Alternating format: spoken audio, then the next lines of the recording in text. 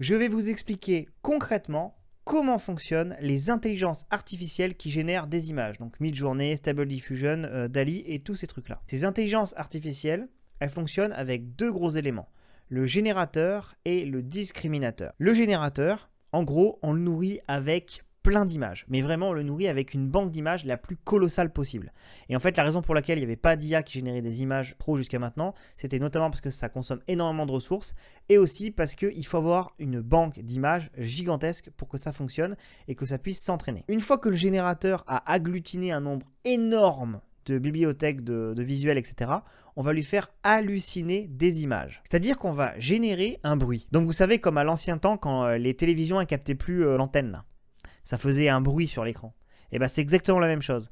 L'IA, elle part d'un bruit comme ça, et elle va halluciner une image à l'intérieur. Et c'est d'ailleurs ce qu'on voit quand on génère des images sur Midjourney. On les voit commencer à apparaître à partir du bruit. Donc il ne va pas reproduire les images qu'on lui a données, mais en halluciner des nouvelles à partir de ce bruit. Et le discriminateur, lui, à chaque fois que le générateur va créer une image, il va essayer de déterminer si elle correspond à l'objectif. Donc si l'objectif c'est de faire des images de chiens, elle va dire non, là, ça c'est pas un chien, c'est un chat, dégage. Non, là c'est pas un chien, c'est un loup. Et l'intelligence artificielle s'entraîne au fur et à mesure en générant en fait des millions et des millions d'images et en s'autocritiquant comme ça. Et on a ajouté un petit peu d'humain là-dedans, hein, tous les captcha qui génèrent des images, ça permet aussi de les entraîner en vérifiant que ce qu'elles génèrent, ça correspond à ce qu'on demande. Pareil, au fur et à mesure que les humains sélectionnent des images comme étant celles qu'ils voulaient. Par exemple, quand il faut générer des images avec Midjourney, l'IA en fait apprend que, ok, d'accord, c'est ce genre d'image que vous attendez de moi, etc. Vous dites, je veux un Pikachu en style Van Gogh avec des couleurs néon qui fait flipper. Et le générateur, il essaie de créer des images qui correspondent à ça.